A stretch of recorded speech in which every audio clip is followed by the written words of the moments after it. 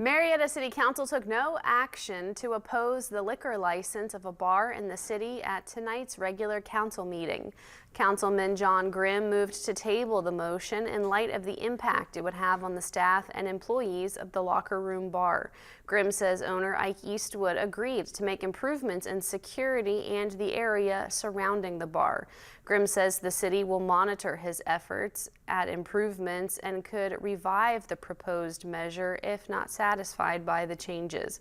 Councilwoman Erin O'Neill also issued a statement saying tabling the motion to deny the license allows for a more formal review process to be developed. She expressed regret that more people, including the bar owner, did not speak publicly before council about their concerns about the bar.